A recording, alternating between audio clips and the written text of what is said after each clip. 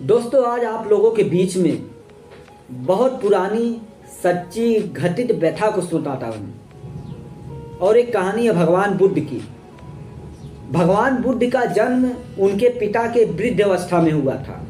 जब उनके पिताजी वृद्ध हो चुके थे तब भगवान बुद्ध का जन्म हुआ था। उनके पिता परेशान रहते थे कि हमारे पास कोई संतान नहीं है, हमारे राजपाट का भार कौन संभालेगा हमारे ना रहने के बाद। तो वृद्ध अवस्था में भगवान बुद्ध का जन्म हुआ था। तो उनके बचपन का नाम सिद्धार्थ था और उनका हाथ दिखाने के लिए उस शहर के बहुत बड़े ज्ञानी महाज्ञानी तपस्वी ज्योतिषी को बुलाया था। उनका हाथ दिखाने के लिए ये लड़का आगे चल के अपने जीवन में क्या करेगा। तो उसमें से कुछ लोग बोले कि ये आपका लड़का आपके राजपाट को काफ़ी आगे बढ़ाएगा, आपका राजपाट के अच्छे तरीके से आपके राजपाट का भार संभालेगा।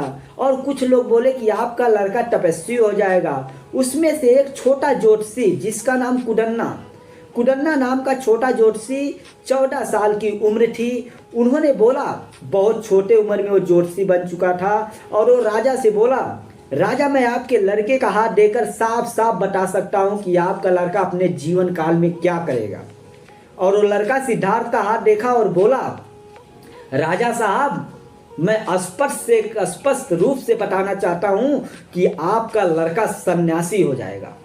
ये सुनकर राजा को बहुत बड़ा झटका लगा कि वृद्ध अवस्था में एक लड़का जन्म लिया, वो भी सन्यासी हो जाएगा, तो मेरे राज्य का कारभार कौन संभालेगा, हमारे राजपाट को कौन संभालेगा। तो राजा ने कहा, महात्मा इसका कोई उपाय है।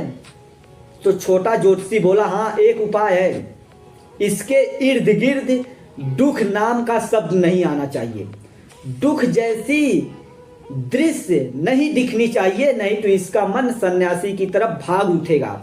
ना आपके बाग में पीले पत्ते होने चाहिए, ना आपके राज्य में कोई वृद्ध इंसान दिखना चाहिए, ना आपके राज्य में कोई तपस्वी गेरुए वस्त्र धारण किया हुआ इंसान दिखना चाहिए, ना ही मृतशैया वाला इंसान दिखना चाहिए। नहीं तो ये सब देखने के बाद इस इंसान के अंदर, आपके लड़के के अंदर तपस्या करने की इच्छा जाग सकती है, तपस्या करने की इच्छा जा सकती है। दुख शब्द का नामो निशान इस सिद्धार्थ के इर्द गिर्द नहीं दिखना चाहिए। तो दोस्तों, उस राजा के बगीचे में बारहों मास हरे पेड़ पौधे, इस इतिहास में पढ़े हैं कि इतिहास में लिखा गया है कि सिद्धार्थ के लिए हर ऋतुओं के तरह के घर बनवाया गया था। ठंडी के लिए अलग, गर्मी के लिए अलग, बरसात के लिए अलग, जैसा मौसम वैसा घर। तो दोस्तों, एक युवक महोत्सव होने वाला था, उसमें सिद्धार्थ को भी भाग लेना था। युवराज उसका उद्घाटन करते थे, तो सिद्धार्थ को वहाँ पर जाना था उद्घाटन करने के लिए। तो राजा ने डुग्गी पिटवा दी, नाद बजवा दी कि जिस रास्ते से सिद्धार्थ जाए उस रास्ते में कोई पीला पट्टा या कोई वृद्ध इंसान, कोई मृतशैया या कोई गेरुए वस्त्र धारण किया हुआ इंसान तपस्वी नहीं मिलना चाहिए, पूरा रास्ता साफ होना चाहिए। और वो सिद्धार्थ नवयुवक लोगों के बीच में रहा है, नए चीज का आनंद लिया है, कोई दुख का सामना उससे नहीं हुआ। जैसे सारथी सिद्धार्थ का रथ लेकर उस युवक महोत्सव की तरफ निकला तो रास्ते में एक वृद्ध अवस्था मिला जो झुक कर चल रहा था। सिद्धार्थ ने पूछा, सारथी ये इंसान झुक कर क्यों चल रहा है। सारथी बोला, महाराज हमें बताने की आज्ञा नहीं है। तो सिद्धार्थ बोले, बताओ, नहीं तो मैं तुम्हारा सर धड़ से अलग कर दूंगा। तो सारथी बोला, महाराज ये बुढ़ा हो चुका है। तो बोला, ये बुढ़ा क्या होता है। उन्होंने बोला, ये युवा अवस्था के बाद ये अवस्था आती है वृद्ध अवस्था।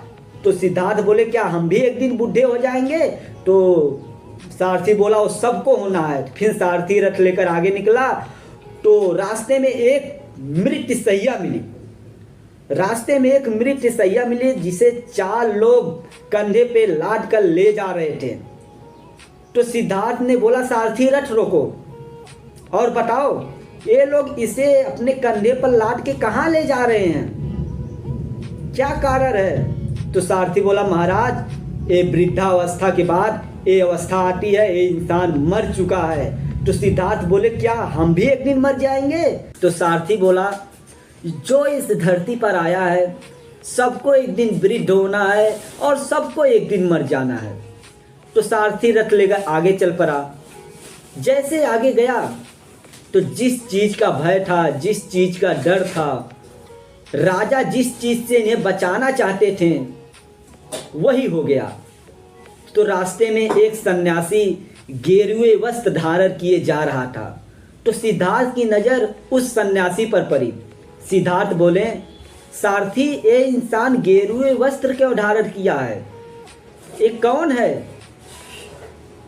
तो सारथी बोले महाराज ये सन्यासी है, इन्होंने इस दुनिया से सब दुख नाते रिश्ते सब कुछ छोड़ दिया है, भगवान के भक्ति में लीन हो गया है, इसे किसी से कोई मतलब नहीं, इसे किसी दुख का सामना नहीं करना पड़ता है, किसी दुखी से कुछ भी इसे लेना देना नहीं है, ये सब कुछ छोड़ चुका अपना राजपाट, ये सन्यासी है।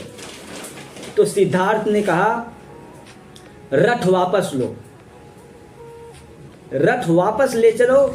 और सारथी रथ वापस लेकर आया और अपने राज दरबार में आया। रात हुई और रात के समय, उस समय सिद्धार्थ की उम्र 12 वर्ष थी। रात के समय 12 वर्ष की उम्र में उन्होंने अपना गृह त्याग दिया।